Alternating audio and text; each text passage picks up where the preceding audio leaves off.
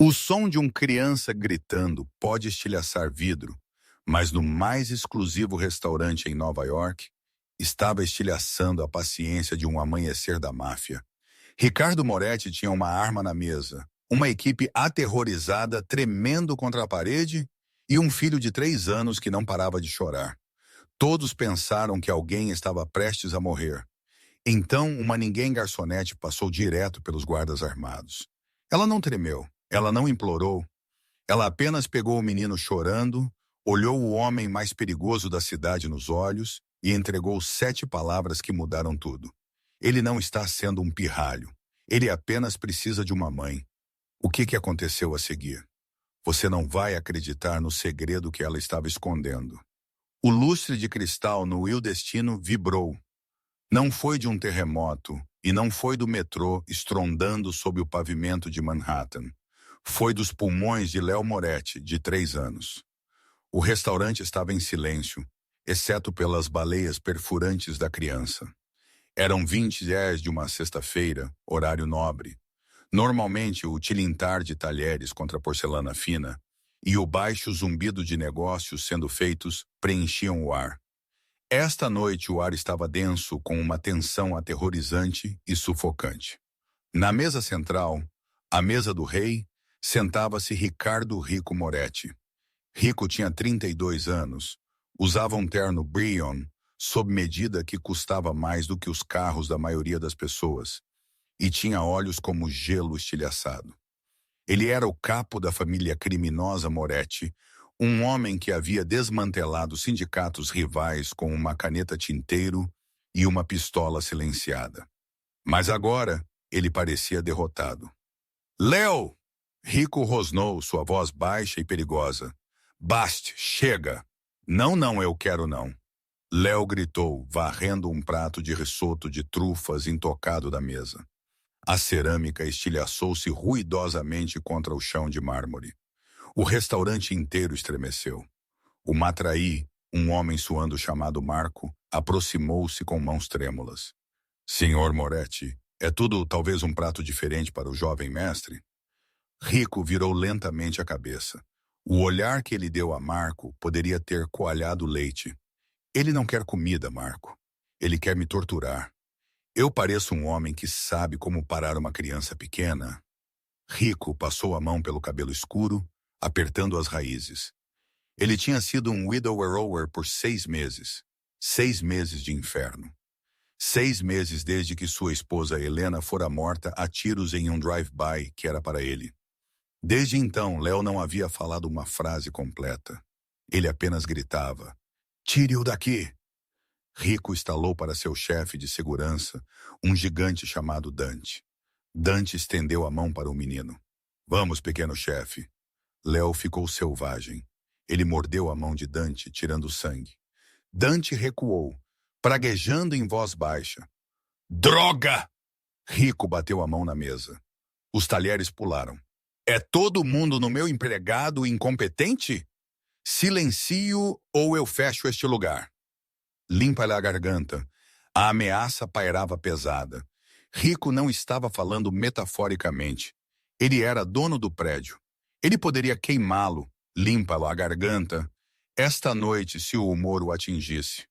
No canto traseiro, perto das portas da cozinha, Clara Ara Vance ajustou seu avental. Ela tinha 24 anos com olhos cansados e cabelo puxado para trás em um coque bagunçado. Ela estava trabalhando um turno duplo com o estômago vazio. Ela precisava deste emprego. Ela tinha aluguel para pagar e um passado para fugir. Não faça isso, Clara Ara, sussurrou Sarah, outra garçonete. Esse é o açougueiro do Brooklyn. Se você for lá, você está morta. Clara Ara observou o menino. Ela não viu um pirralho. Ela não viu um herdeiro da máfia. Ela viu um minúsculo ser humano com o rosto vermelho que estava se afogando em luto. Ela viu o jeito que ele estava agarrando a própria camisa, ofegando por ar entre os soluços. Ela conhecia aquele ofegar. Ela conhecia aquele pânico. Clara Ara ignorou Sarah. Ela pegou um copo de leite morno do balcão de serviço, deixou cair um único cubo de açúcar nele. e andou para o salão. Ei, você! Marco sibilou, tentando agarrar o braço dela. Volte para a cozinha. Clara se afastou e continuou andando. O som de seus sapatos de sola de borracha baratos, rangendo no mármore, era o único som além dos gritos de Léo. Ela parou na mesa. Rico olhou para cima. A mão dele pairou perto do interior de sua jaqueta, onde sua arma de apoio descansava. Quem é você? Clara não olhou para Rico. Ela olhou para Léo.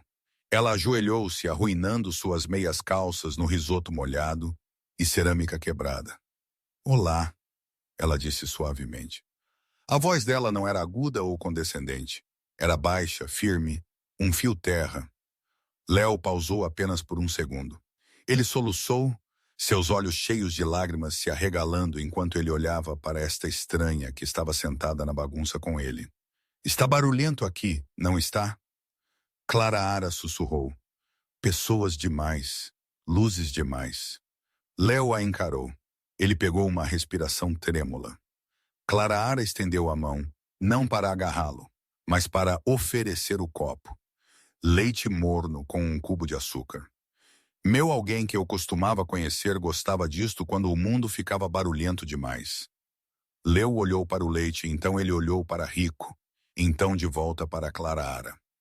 Lentamente, as pequenas mãos do menino se estenderam. Ele pegou o copo. Ele o levou aos lábios e tomou um gole. Os gritos pararam. O silêncio que se seguiu foi mais pesado que o barulho. Clara enfiou a mão no bolso do avental e tirou um guardanapo branco simples. Ela gentilmente limpou as lágrimas e o ranho do rosto dele. Pronto, ela disse, alisando o cabelo dele para trás. Você está bem. Você está seguro. Léo se inclinou para o toque dela. Os olhos dele caíram. Em 30 segundos, o colapso de adrenalina o atingiu. Ele caiu para frente, apoiando a cabeça no ombro de Clara ali mesmo no chão do restaurante. Rico Moretti sentou-se congelado. Ele encarou seu filho.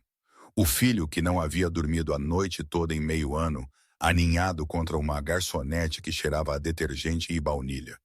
Rico olhou para Clara pela primeira vez. Ele realmente olhou para ela. A gola desfiada de seu uniforme, as olheiras sob seus olhos âmbar, a cicatriz no queixo dela. Como você fez isso? Rico perguntou, sua voz cavalo. Babás com PhDs em psicologia infantil não conseguiam fazer isso? Clara cuidadosamente se levantou, levantando a criança pequena pesada com força surpreendente. Ela o transferiu para os braços esperando de Dante, embora Léo Wed com a perda de contato. Clara escovou o risoto dos joelhos dela. Ela olhou Rico nos olhos, uma ofensa capital em seu mundo. Ele não é difícil, Sr. Moretti, ela disse, e ele não está com fome de risoto. Então o que é? Rico exigiu, levantando-se em sua altura total. Ele a dominava. Clara não estremeceu. Ele está aterrorizado. Ele está de luto. Ele apenas precisa de uma mãe. Limpa a garganta. O silêncio se esticou. Marco, o gerente, parecia que ia desmaiar. Você não mencionou a esposa morta. Você não respondeu ao amanhecer. Limpa a garganta. A mandíbula de Rowe apertou. Saia. Clara piscou. Com licença. Você me ouviu? Rico disse, sua voz fria novamente, a parede batendo de volta. Deixe minha mesa. Na verdade, saia do restaurante. Clara sentiu uma pontada de humilhação, mas ela a sentiu de bom grado. Ela se virou e foi embora. Assim que as portas da cozinha se fecharam atrás dela, Rico exalou, afundando de volta em sua cadeira. Ele olhou para Dante, que estava segurando o agora dormindo Léo. Dante, Rico disse calmamente. Chefe, descubra quem ela é, descubra tudo. Onde ela mora, a quem ela deve dinheiro, o que ela come no café da manhã. Você quer que eu a resolva? Dante perguntou, implicando violência. Rico olhou para seu filho dormindo. Não, eu quero contratá-la. Clara foi demitida antes mesmo de terminar seu turno. Marco não se importou que ela havia acalmado o filho do VIP. Ele se importava que ela havia humilhado o estabelecimento, sentando no chão e falando fora de hora com o dono da cidade. Aqui está seu pagamento pela semana. Marco zombou, enfiando um maço de dinheiro na mão dela na saída dos fundos. Não volte, Clara. Você é problema. Clara estava no beco. Começara a chover um chuvisco frio e miserável de Nova York. Ela contou o dinheiro. 200 dólares. Não cobriria nem a conta de luz, muito menos o aumento de aluguel que seu senhorio, o Sr. Henderson, havia batido na porta dela ontem. Ela puxou seu casaco fino mais apertado ao redor de si mesma e começou a andar. O beco estava escuro, cheirando a lixo molhado e ozônio. Ela estava a 3 quarteirões de distância, esperando em uma faixa de pedestres, quando um Cadillac Escalade preto parou ao lado dela. A janela desceu zumbindo. Entre, uma voz profunda comandou. Clara enrijeceu. Ela conhecia aquela voz. Ela se virou para ver Rico Moretti sentado no banco de trás, o interior iluminado pelo brilho suave de uma tela de laptop. Não sou prostituta, Sr. Moretti, Clara disse, olhando reto para a frente. E eu não pego caronas de estranhos. Não sou um estranho. Eu sou o homem que é dono do restaurante de onde você acabou de ser demitida, Rico disse. E está chovendo. Entre ou farei Dante te pegar e te colocar. Clara olhou para o motorista corpulento no banco da frente. Ela ponderou suas opções. Entrar era perigoso. Andar para casa e ser despejada era condenação certa. Ela abriu a porta e deslizou para o assento de couro. Estava quente lá dentro. Cheirava a colônia cara e couro. Cinto de segurança, Rico disse. Onde você está me levando? Para discutir seu novo emprego. Clara riu um som seco rumiloso. Sou uma garçonete, Sr. Moretti, a menos que você precise de alguém para servir roto aos seus inimigos. Não vejo que utilidade sou para a máfia. Rico se virou para ela. Nas luzes da rua que passavam, seu rosto era afiado, angular e incrivelmente cansado. Não preciso de uma garçonete, ele disse. Preciso de uma esposa. Clara engasgou com o ar. Com licença. Rico deu um toque em uma pasta de arquivo no assento entre eles.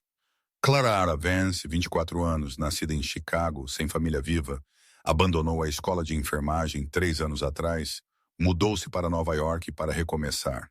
Atualmente 2 meses atrasada no aluguel em um apartamento-estúdio no Queens.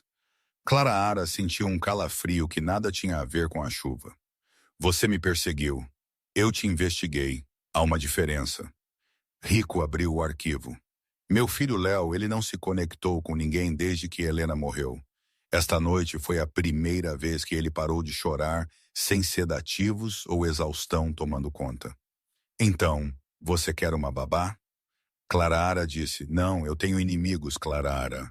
A família Salvi está circulando como abutres. Eles pensam que sou fraco porque sou um widower de luto com uma criança incontrolável. Eles acham que minha casa está em caos. Rico fechou o arquivo. Preciso mostrar a eles estabilidade. Preciso mostrar a eles que superei. Preciso de uma noiva para aparecer na próxima cúpula de paz em 2 semanas. E Léo ele precisa do que quer que você fez esta noite. Isso é insano, Clara limpa a garganta, sussurrou. Não posso fingir ser uma esposa da máfia. O pagamento é de $10.000 por semana. Rico afirmou categoricamente. Mais um bônus de assinatura de 50 mil. Suas dívidas apagadas. Sr. Henderson e seus avisos de despejo desaparecem. A boca de Clara secou. 50 mil dólares. Aquilo era liberdade. Aquilo era uma nova vida. E se eu recusar, então você sai do carro, Rico disse. E você volta para sua vida. Não vou te machucar. Não sou um monstro, apesar do que os jornais dizem. Mas Léo, Rico olhou pela janela. Léo vai acordar gritando novamente esta noite. Clara olhou para o homem poderoso que de repente parecia muito pequeno. Ela pensou no menino com os olhos aterrorizados.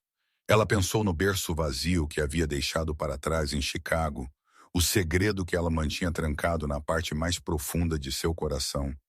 a razão pela qual ela sabia como parar uma criança chorando. Quais são as regras? Clara perguntou suavemente. Rico olhou de volta para ela, seus olhos escuros. Você vive na minha casa.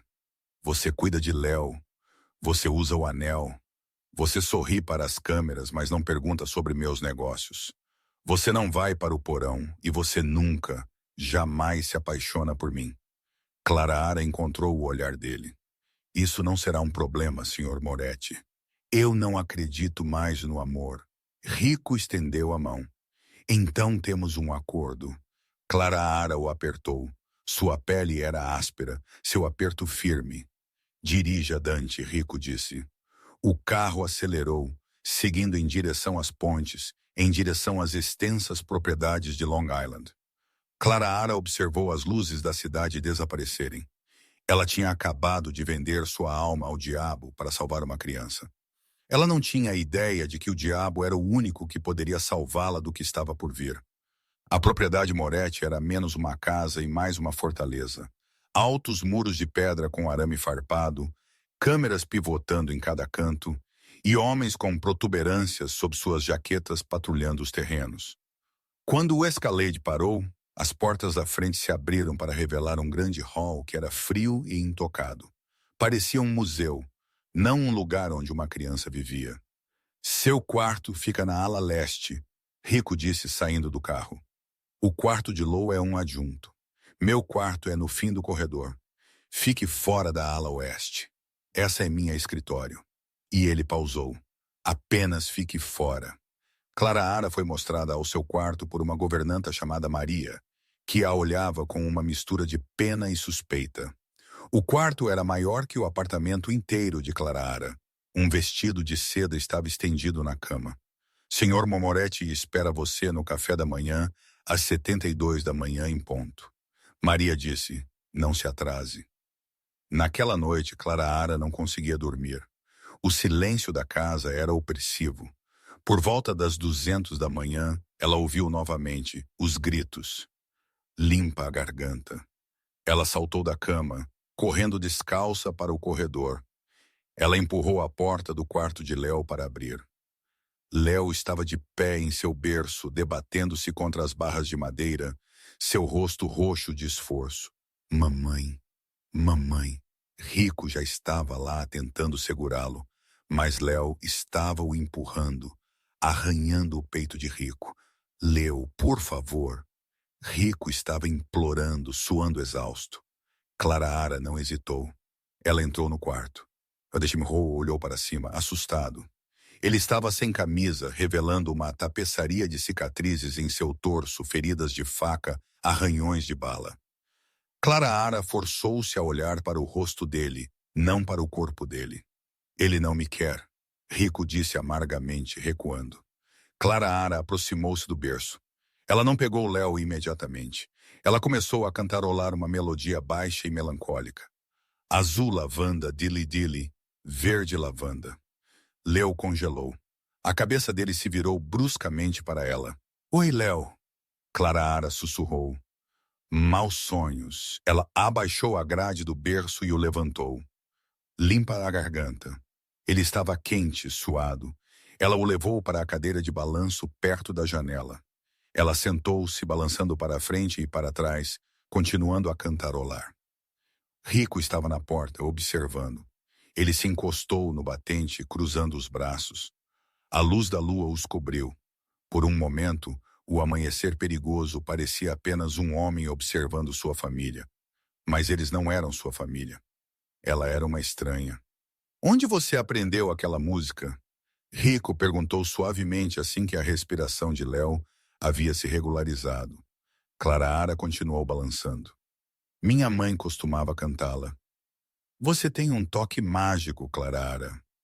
Não é mágica, Clara disse, sua voz tensa. É luto. Eu sei o que é acordar procurando por alguém que não está lá. Rico entrou no quarto. Ele parou a um pé de distância da cadeira.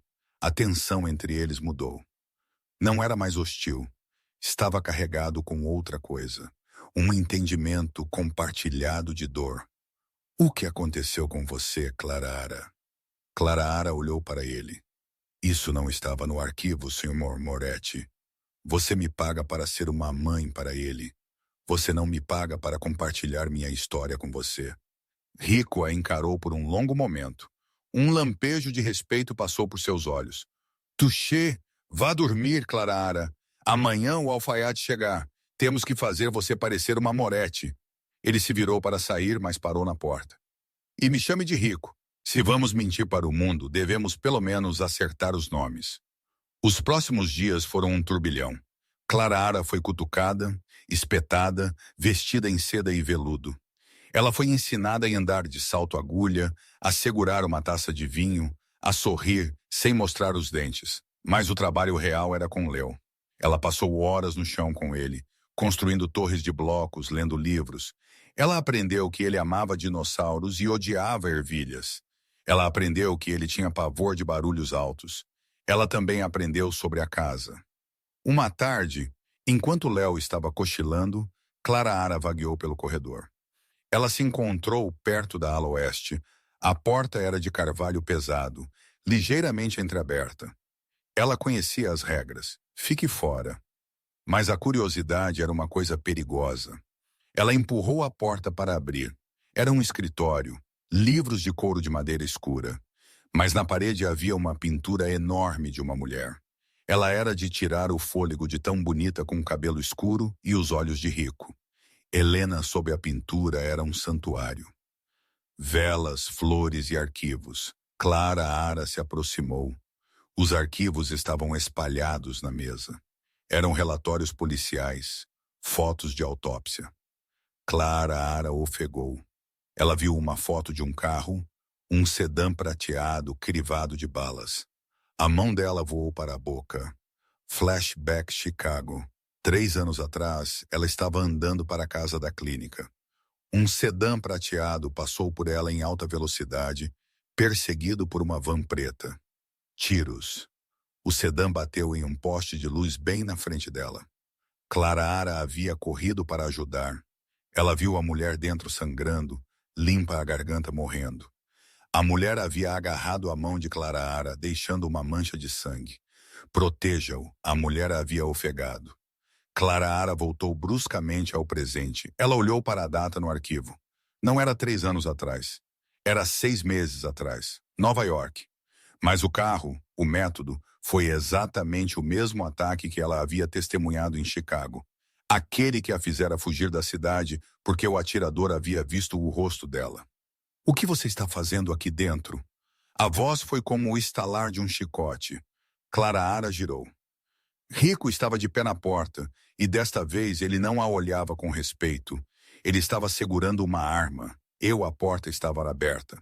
Clara gaguejou, recuando contra a mesa. Rico embainhou a arma, mas cruzou o quarto em 2 passadas. Ele agarrou o braço dela, seu aperto machucando. Eu te disse que a ala oeste é proibida. Me desculpe, Clara chorou. Eu vi a foto. Você não viu nada. Rico sibilou. Ele a puxou para perto, o rosto dele a centímetros do dela. Os olhos dele estavam wooled. Você sabe o que acontece com pessoas que sabem demais nesta casa? Elas desaparecem. Rico, você está me machucando. Ela sussurrou. Ele congelou. Ele olhou para a mão dele no braço dela. Ele soltou como se tivesse sido queimado. Ele recuou, passando a mão pelo rosto.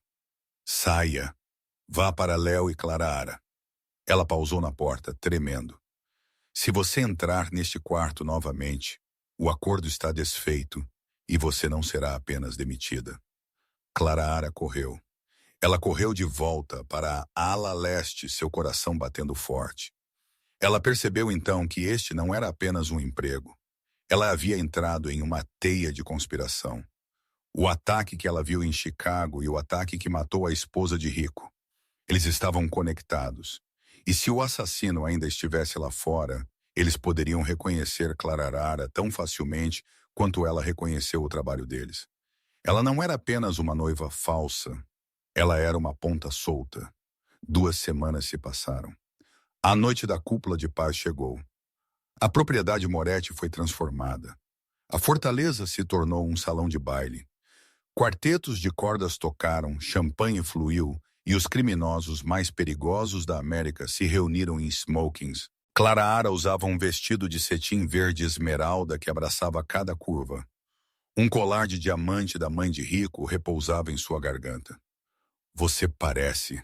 Rico pausou enquanto ela descia as escadas. Ele limpou a garganta. Arik. Autoelogio do amanhecer. Clara Ara gracejou, embora seu estômago estivesse em nós. Fique perto de mim, Rico murmurou, oferecendo seu braço. Esta noite nós encontramos Dom Salvi. Ele é quem ordenou o ataque à minha esposa. Não consigo provar ainda, mas eu sei. Se ele a matou, por que estamos jantando com ele? Porque neste mundo, você mantém seus amigos perto e seus inimigos a uma distância de facada. Eles entraram no salão de baile. Todos os olhos se viraram para eles. O açougueiro do Brooklyn e sua mulher misteriosa. Sorria, Rico sussurrou. Ele colocou uma mão possessiva na parte inferior das costas dela. O toque dele estava quente através da seda. Um homem se aproximou deles. Ele era mais velho, com cabelo prateado e um sorriso que não alcançava seus olhos. Amanhecer Salvi. Ricardo, Salvi trovejou. E esta deve ser a senhora que domou a fera. Clara Ara, Rico disse. Este é Dom Salvi. Clara Ara estendeu a mão. Um prazer. Salvi beijou os nós dos dedos dela. Os lábios dele estavam frios, encantado. Você sabe que parece familiar, minha querida. Nós nos conhecemos? O coração de Clara Ara parou. Eu acho que não. Sou do Centro-Oeste. Ah, uma garota do campo. Salvi riu baixinho. Ele se virou para o homem parado atrás dele. Conheça meu novo subchefe, Luca. Clara Ara olhou para Luca. Ele era um homem na casa dos 30, bonito de uma forma cruel. Ele estendeu a mão para apertar a dela. Enquanto a manga dele subia, Clara Ara viu uma tatuagem no pulso dele. Uma cobra comendo a própria cauda. A orura. A visão de Clara Ara embaçou. O barulho da festa desapareceu. Flashback. Chicago. O atirador saindo da van preta. Ele levantou a pistola. O poste de rua pegou o pulso dele. A tatuagem da cobra. Era ele. Limpa a garganta. Luca era o homem que havia matado a mulher em Chicago. E se Rico suspeitava que os homens de Salvi mataram sua esposa usando o mesmo método, Luca era um assassino profissional. Um limpador. Clara Ara puxou a mão dela para longe muito rapidamente. Prazer em conhecê-lo. Luca estreitou os olhos. Ele inclinou a cabeça, estudando o rosto dela. Você parece nervosa, senhora. Apenas sobrecarregada. Clara Ara conseguiu dizer. Rico, eu poderia pegar um pouco de ar? Rico sentiu o pânico dela. Ele apertou o aperto na cintura dela. Claro, querida. Ele a levou para a varanda. Assim que as portas de vidro se fecharam, ele a girou. O que é isso que você está tremendo? Rico. Clara Ara ofegou, agarrando as lapelas dele. Aquele homem, Luca. E ele? Ele é o um. Um o quê? Um que eu vi em Chicago 3 anos atrás. Eu testemunhei um assassinato, Rico. Uma mulher foi baleada em seu carro. Eu vi o atirador. Eu vi a tatuagem dele. Uma cobra comendo sua cauda. Rico ficou rígido. Luca tem aquela tatuagem. Sim, ele é o assassino. E se ele está aqui, Roe, ele trabalha para Salvi. Os olhos de Roe se tornaram assassinos. Salvi não apenas matou Helena, ele tem estado a operar um esquadrão de extermínio por todo o país. Ele me reconheceu. Clara Ara sussurrou. Eu vi isso nos olhos dele. Ele sabe que sou a testemunha que escapou. De repente, a porta da varanda se abriu. Ricardo, uma voz chamou. Era Marco, o gerente do restaurante, que estava ajudando a fazer o catering do evento. Mas Marco parecia pálido. Ele tinha uma arma pressionada nas costas dele. Atrás dele estava Luca, e ele estava segurando uma pistola silenciada. Eu pensei que te conhecia, Luca disse, pisando na varanda e deslizando a porta para fechar, trancando-a. A pequena enfermeira de Chicago. Você tem 9 vidas, querida. Rico se colocou na frente de Clara. Luca, você está cometendo um erro. O erro foi perdê-la 3 anos atrás. Luca sorriu largamente. Dom Salve envia seus cumprimentos, Rico. Ele calcula que se ele matar sua nova noiva da mesma forma que ele matou a primeira, você finalmente vai quebrar. Rico não se moveu. Você acha que pode nos matar os dois e sair daqui? Quem vai me parar? Seus homens estão bebendo meu vinho e Dante. Dante está atualmente tirando um cochilo na despensa com uma faca na garganta. O rosto de Rico caiu. Dante estava morto. Clara, Rico disse, sua voz terrivelmente calma. Quando eu me mover, você corre. Pule da varanda. Que? São 20 pés. Melhor uma perna quebrada do que uma bala na cabeça. Tão romântico. Lucas zombou. Ele levantou a arma. Rico explodiu em movimento. Ele não foi para a própria arma. Ele atacou Marco, empurrando o gerente em Luca. Tip. Um tiro silenciado saiu descontrolado, estilhaçando a porta de vidro. Corra! Rico rugiu, derrubando Luca. Clara escalou sobre o corrimão de pedra. Ela olhou para baixo. Arbustos escuros abaixo. Ela não pensou. Ela pulou. Ela caiu no arbusto, arranhando o rosto, torcendo o tornozelo. A dor subiu pela perna dela, mas ela se levantou às pressas. Tiros ecoaram da varanda acima. Altos agora. Rico estava revidando. Clara mancava em direção à casa principal, gritando por ajuda. Mas então ela parou. Leo, se Luca estava aqui, se Salve estava agindo, eles não visariam apenas Rico. Eles visariam o ar. Clara esqueceu o tornozelo dela. Ela esqueceu a dor. Ela se virou e correu para a parte de trás da casa, em direção à treliça que levava à janela do quarto de crianças. Ela tinha que chegar ao menino porque ela não era mais apenas a babá dele. Ela era a única mãe que ele tinha restado. A dor no tornozelo de Clara era uma coisa viva. Era uma ponta quente e irregular que subia pela perna dela a cada passo manco que ela dava pelo gramado molhado. A chuva havia se transformado em uma tempestade torrencial, mascarando os sons do tiroteio caótico que irrompia dentro da mansão. Clara não olhou para trás para a varanda onde ela havia deixado Rico. Ela não podia. Se ele estivesse morto, ela o lamentaria mais tarde. Se ele estivesse vivo, ele estava lutando uma guerra. A guerra dela era lá em cima, no quarto de crianças. Ela alcançou a base da ala leste. A treliça coberta de era espessa e espinhosa estendia-se até a janela do segundo andar do quarto de Léo. Vamos! Ela sussurrou para si mesma, seus dentes batendo de frio e choque. Vamos, Clara. Ela chutou seu estilete restante. Descalça, ela pisou na treliça de madeira. O primeiro passo a fez gritar, silenciosamente, mordendo o lábio até sentir gosto de ferro. Seu tornozelo torcido latejava violentamente, ameaçando ceder. Ela arrastou seu peso para cima com os braços, seus dedos cavando na madeira molhada e nos espinhos. A seda de seu vestido esmeralda rasgou, enganchando nas videiras ásperas. Ela não se importou. 1 degrau, 2 degraus. Não olhe para baixo. Acima dela, a janela do quarto de crianças estava escura. Um relâmpago iluminou o vidro. Dentro da casa, o baque abafado de tiros silenciados ecoou. Eles estavam se aproximando da ala leste. Clara alcançou a borda da janela. Os braços dela estavam tremendo, seus músculos queimando de exaustão. Ela tentou a janela. Trancada. O pânico se acendeu em seu peito. Ela pressionou o rosto contra o vidro frio. Lá dentro, ela podia ver a silhueta do berço. Leo! Ela articulou sem som. Ela fez um punho, envolvendo-o na barra de seu vestido arruinado. Ela olhou ao redor. Sem pedras, nada. Ela teve que usar o cotovelo dela. Ela recuou e golpeou o painel de vidro perto da trava. Não quebrou. Ela golpeou novamente com mais força, colocando todo o peso do corpo no golpe.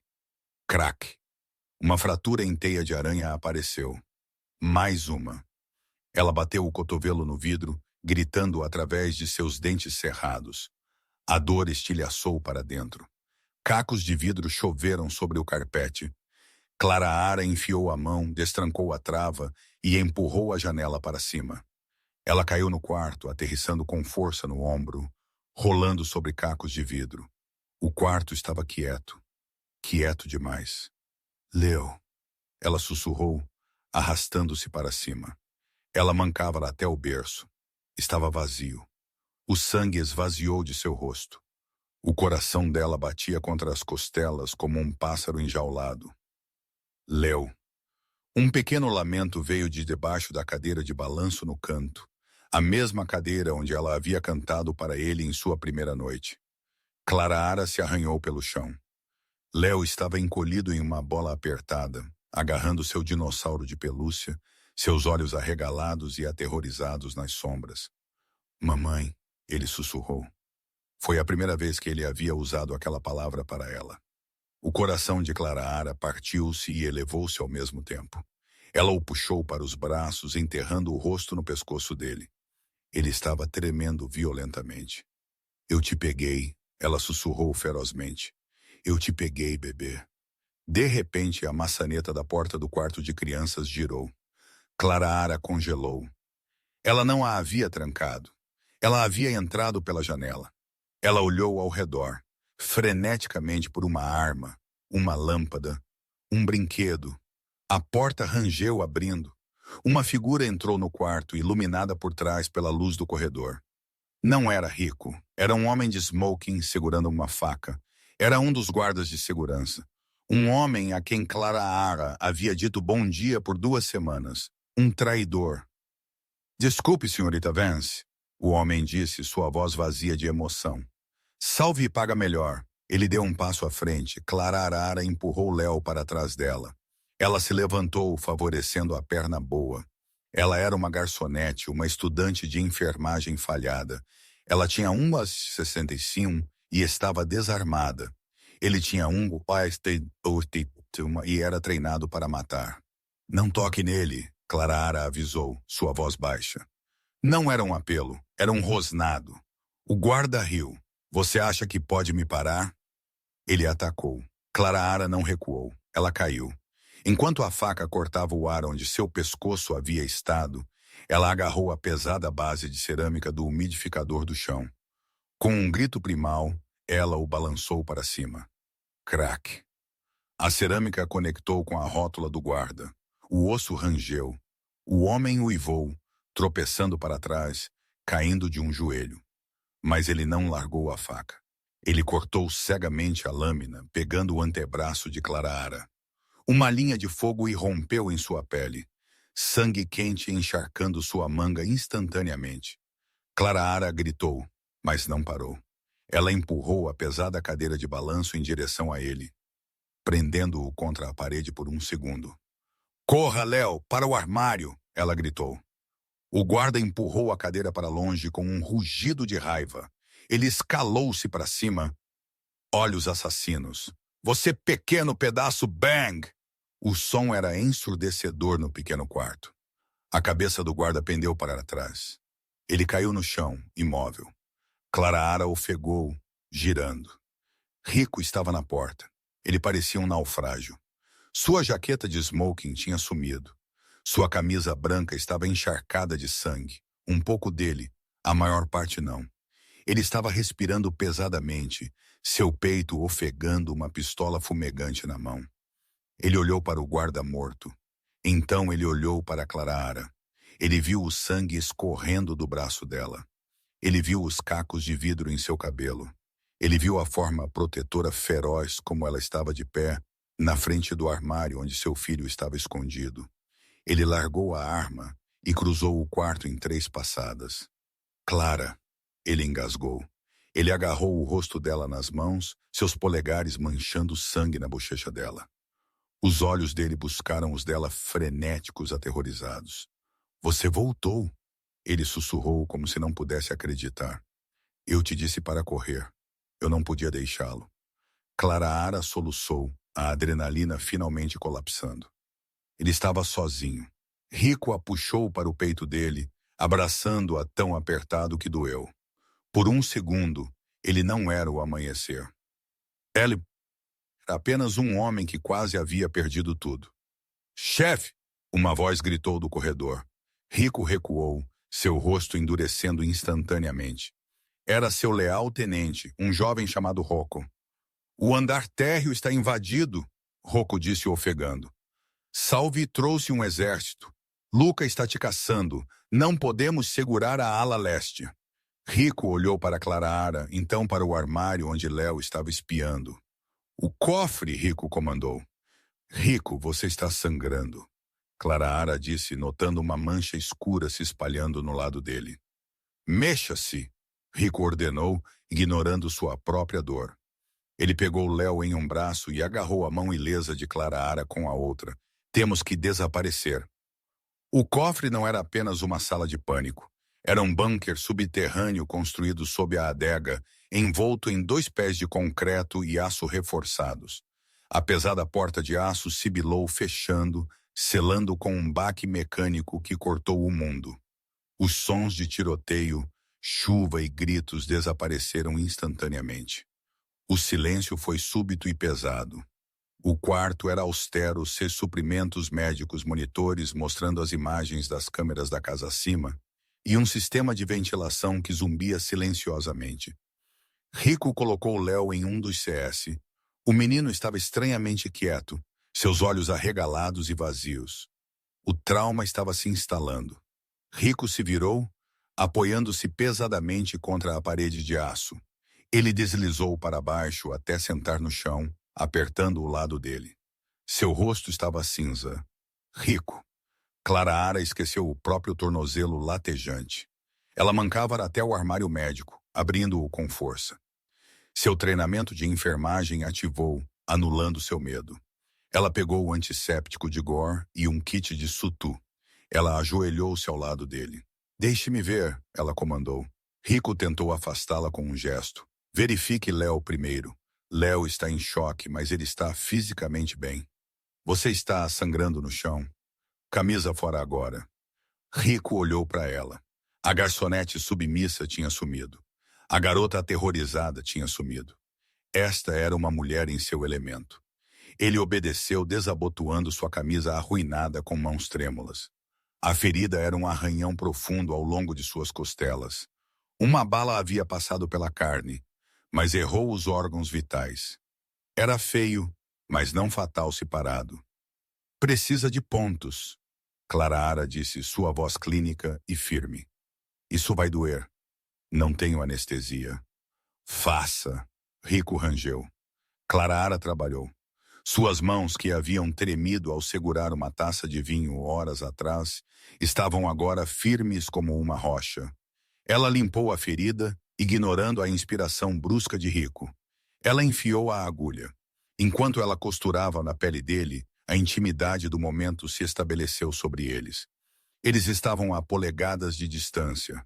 Ela podia sentir o cheiro de pólvora e chuva nele. Ele podia sentir o cheiro de suor e terror nela. Por quê? Roe perguntou, sua voz rouca. Ele estava observando o rosto dela, estudando a forma como sua testa enrugava em concentração. Clara não olhou para cima. Por quê? O quê? Por que você voltou? Você tinha uma saída. Você poderia ter desaparecido na noite. Você sabe o que Salvi faz às pessoas. Por que arriscar morrer por uma criança que não é sua? Clara amarrou o nó final e cortou o fio. Ela prendeu as gores sobre a ferida. Só então ela sentou-se, encostando-se na parede fria ao lado dele. Ela olhou através do quarto para Léo, que havia se encolhido com um cobertor e finalmente adormecido. Porque eu sei como é ser ele, Clara disse suavemente. E eu sei como é ser o que foi deixado para trás. Rico virou a cabeça para olhá-la. Me conte. Clara respirou fundo. Ela puxou os joelhos para o peito. Eu não apenas larguei a escola de enfermagem por causa de dinheiro, Rico. Eu larguei porque eu estava grávida. Rico ficou imóvel. Eu tive uma filha, Clara sussurrou. Lágrimas brotaram em seus olhos, mas não caíram. O nome dela era Mia. Ela nasceu com um defeito cardíaco. Eu trabalhei em 3 empregos tentando pagar pelas cirurgias. Eu fiz tudo. Mas não foi suficiente. Ela limpou o rosto com as costas da mão. Ela morreu em meus braços em um quarto de hospital que parecia muito com este. Frio, estéril. Ela tinha 3 anos, a mesma idade de Léo. Rico estendeu a mão. Sua mão grande e calejada cobriu a dela. Depois que ela morreu, Clara continuou sua voz tremendo. Eu me senti vazia. Eu continuava a ouvi-la chorar à noite. Eu continuava a acordar para ir verificar um berço que não estava mais lá. É por isso que eu saí de Chicago. É por isso que eu estava andando para casa naquela noite quando vi Luca matar aquela mulher. Eu estava andando porque não suportava o silêncio do meu apartamento vazio. Ela se virou para Rico. Seus olhos âmbar estavam crus, despojados de todas as defesas. Quando vi Léo gritando no restaurante, não vi um pirralho. Eu vi uma criança que estava gritando porque o mundo havia sido arrancado dele. E quando o segurei pela primeira vez em 2 anos, o silêncio dentro de mim parou. Rico a encarou. A revelação pairava entre eles. Ela não era apenas uma atriz contratada. Ela era uma mãe sem um filho curando um filho sem mãe. Clara, Rico murmurou. O nome soou como uma oração em seus lábios. Ele se inclinou. A distância entre eles evaporou. Ele não a beijou. Não ainda. Ele pressionou a testa dele contra a dela. Foi um gesto de imensa vulnerabilidade para um homem que nunca baixava a guarda. Eu sinto muito, ele sussurrou. Eu sinto muito pela sua perda e sinto muito por ter te arrastado para este inferno. Eu entrei nisso, Clara respondeu, sua voz quase inaudível. Eu escolhi ficar. Você é a pessoa mais corajosa que já conheci, Rico disse. Ele puxou para trás ligeiramente para olhá-la nos olhos. Salve acha que pode me quebrar levando minha família. Ele não percebe que acabou de me dar uma razão para queimar o mundo. Limpa a garganta. Ele olhou para os monitores. Na tela, figuras sombrias estavam se movendo pelo corredor acima. Eles estavam procurando pela entrada do cofre. A expressão de Rico mudou. A tristeza foi substituída por uma fúria fria e calculada. O amanhecer estava de volta. Eles estão procurando pela porta escondida, Rico disse. Vai aguentar por algumas horas, mas não para sempre. O que nós fazemos? Clara perguntou. Rico levantou-se. Ele fez uma careta com a dor em seu lado, mas a superou. Ele andou até um suporte de armas na parede distante. Ele puxou o ferrolho de um rifle de assalto. Nós não nos escondemos mais, Rico disse. Há um túnel na parte de trás deste cofre. Ele leva lá à casa do barco a 1 milha de distância. Eu quero que você leve Léo e vá. Clara se levantou, pânico retornando. E você? Eu vou abrir a porta principal, Rico disse calmamente. Eu vou atraí-los. Cru. E eu vou terminar isso. Não, Clara disse, agarrando o braço dele. Isso é suicídio. Luca está lá fora. Há dezenas deles. É a única maneira de garantir que você fuja. Rico disse. Ele olhou para ela, seus olhos brilhando com uma intensidade que a deixou sem fôlego. Eu perdi Helena porque eu não fui rápido o suficiente. Não vou te perder. Não você. Ele segurou o rosto dela uma última vez. Vá, Clara, leve meu filho. Ensine-o a ser melhor do que eu. Ele se inclinou e a beijou. Foi desesperado, com gosto de sangue e sal e adeus. Durou apenas 1 segundo, mas queimou a alma de Clara. Rico se afastou, destrancou a porta do túnel traseiro e enfiou um conjunto de chaves na mão dela. O barco está abastecido. Vá para as coordenadas no GPS. Não olhe para trás. Ele se virou para a pesada porta de aço do cofre, seu dedo pairando sobre o botão de liberação. Clara olhou para o túnel escuro. Então ela olhou para as costas de Rico. Ela olhou para os monitores mostrando os homens lá fora, os homens que haviam matado a mulher em Chicago, que havia matado Helena, que havia tentado matar Leo. Se Rico abrisse aquela porta sozinho, ele morreria. Clara percebeu algo então. Ela não era mais apenas a mãe de Mia. Ela não era apenas uma vítima de circunstância. Ela apertou o aperto nas chaves. Rico, ela disse claramente. Ele pausou, não se virando. Vá, Clara. Não, ele se virou, choque registrando em seu rosto. Clara andou até o suporte de armas. Ela não pegou uma arma. Ela não sabia como usar uma. Ela pegou uma pistola de sinalização do kit de emergência. Você disse que Salvi acha que você é fraco, Clara disse, sua voz tremendo, mas resoluta. Ele acha que você está sozinho. Ele acha que está caçando um animal ferido. Ela olhou-o nos olhos. Vamos mostrar a ele que ele está errado. Nós não nos separamos. Nós lutamos juntos. Rico olhou para ela. Sério. Olhou para ela. Ele viu o fogo nos olhos dela. Combinava com o dele. Um sorriso sombrio e perigoso se espalhou lentamente pelo rosto dele. Ok, Rico disse, juntos. A roda de aço da porta do cofre girou com um pesado batido rítmico. Rico estava diretamente na frente dela. Seu rifle de assalto levantou o rosto uma máscara de fúria fria. Atrás dele, escondida nas sombras dos racks, Clara agachou-se.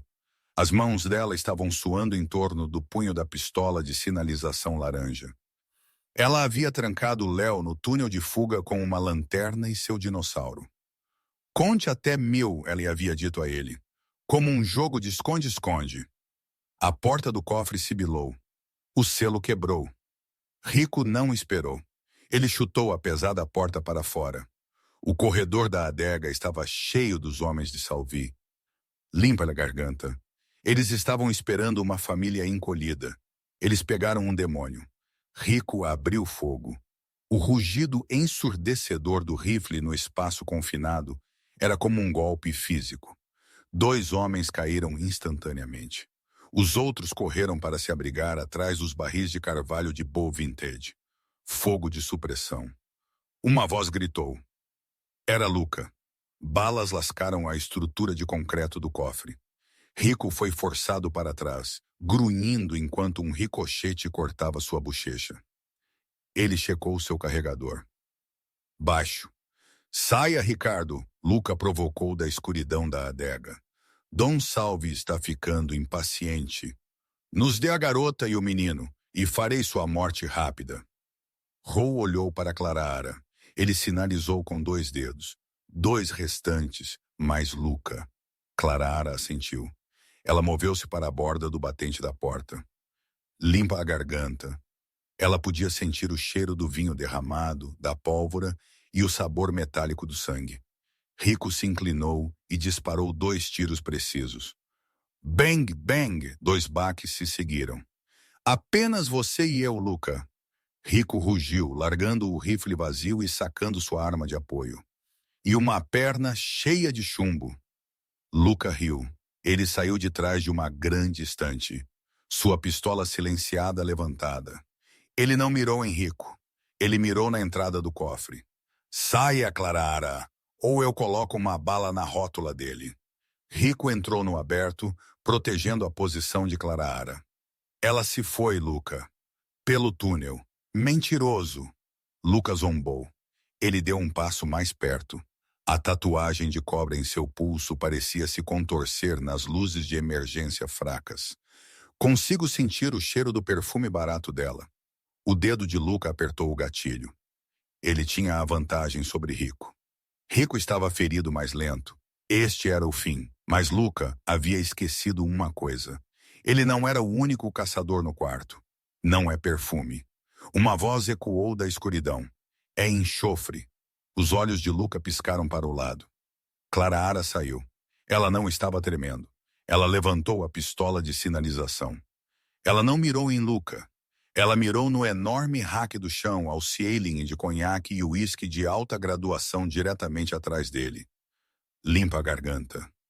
Queime, ela sussurrou. Ela puxou o gatilho. O sinalizador sibilou pelo ar. um rastro de magnésio branco ofuscante. Ele se espatifou nas garrafas de vidro. Cabum!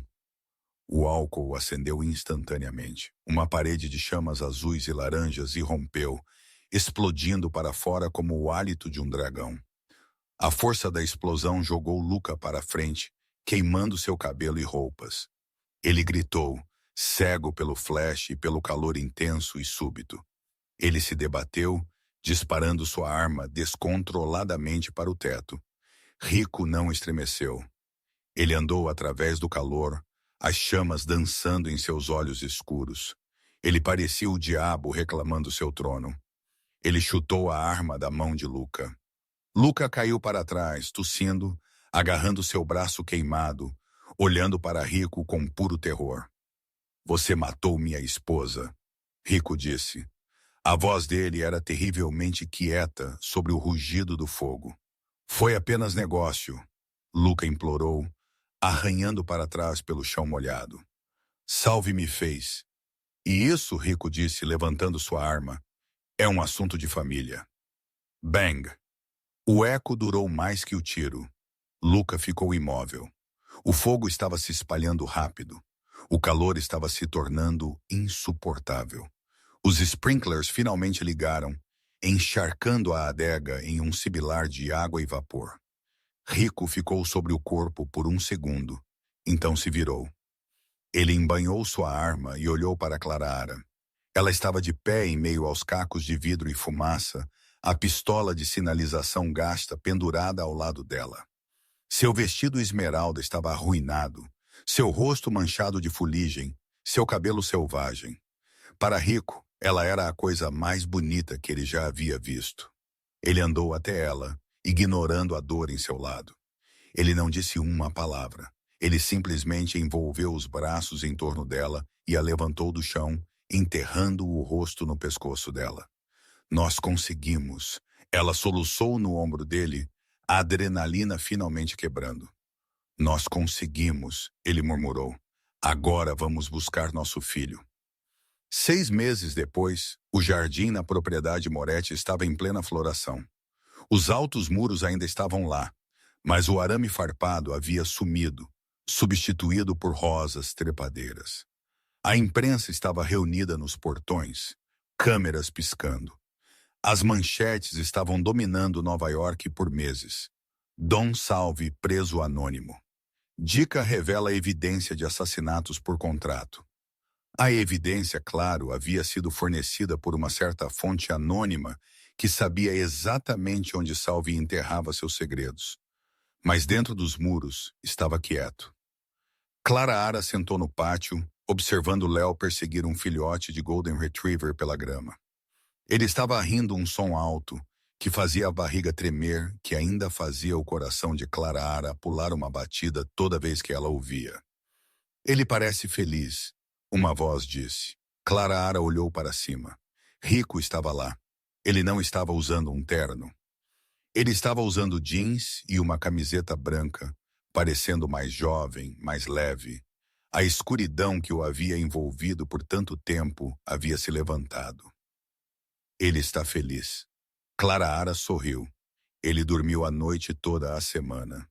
E você? Rico perguntou, sentando-se ao lado dela. Ele pegou a mão dela, seu polegar traçando o anel de diamante no dedo dela. O anel falso. Estou esperando, Clarara disse. Esperando pelo quê? Pelo meu contrato expirar, ela provocou gentilmente. 6 meses. Esse foi o acordo. A cúpula de paz acabou. Salvice foi. Você não precisa mais de uma noiva falsa. Rico ficou quieto. Ele olhou para Léo, então de volta para Clarara. Ele enfiou a mão no bolso e tirou uma pequena caixa de veludo. Você está certa, Rico disse. Eu não preciso de uma noiva falsa. Ele abriu a caixa. Dentro não era um diamante do tamanho de uma pista de patinação. Era uma aliança simples e elegante com uma safira da cor do vestido que ela usou na noite em que salvou a vida dele. Eu preciso de uma de verdade, Rico disse, sua voz densa de emoção. Não quero que você fique por causa de um contrato. Clarara, Eu quero que você fique porque não consigo ouvir a música sem você. Você trouxe a melodia de volta para esta casa. Clara Ara olhou para o anel, então para o homem que havia andado através do fogo por ela. Não sou fácil, rico, ela avisou, lágrimas picando seus olhos. Eu tenho bagagem, eu tenho cicatrizes. Bom, Rico sorriu, inclinando-se. Eu também. Nós combinamos. Ele deslizou o anel para o dedo dela. Encaixou perfeitamente. Mamãe, papai, olhem! Léo gritou do gramado, segurando um graveto que ele havia encontrado. Clara Ara congelou. Foi a primeira vez que Léo havia chamado Rod papai em um ano, e a primeira vez que ele a havia chamado de mamãe à luz do dia. Os olhos de Ro brilharam. Ele beijou Clara Ara profunda e lentamente, selando uma promessa que era mais forte do que qualquer juramento da máfia. Estamos indo, Léo. Clara Ara gritou, rindo através de suas lágrimas. Ela se levantou de mãos dadas com o homem mais perigoso de Nova York e correu em direção ao menino que os havia unido. O grito no restaurante havia começado tudo, mas o riso no jardim foi como terminou. E esse é o fim da canção de Ninar do Amanhecer. De uma criança pequena chorando em um restaurante a um confronto flamejante em uma adega, a jornada de Clara Ara e Rico prova que às vezes as pessoas mais difíceis de amar são as que mais precisam. Eu quero saber o que você pensa. Rico mereceu uma segunda chance? E Clara Ara estava certa em usar aquela pistola de sinalização? Deixe-me saber nos comentários se esta história tocou suas cordas do coração ou te manteve na ponta da sua cadeira. Por favor, dê a este vídeo um enorme joinha. Ajuda muito no canal. E se você ainda não o fez, aperte aquele botão de inscrição e toque o sino para que você nunca perca uma nova história. Tem um novo thriller romântico chegando na próxima semana que envolve uma noiva fugitiva e um guarda-costas rabugento, e você não vai querer perder. Obrigado por ouvir e lembre-se, às vezes um grito é apenas um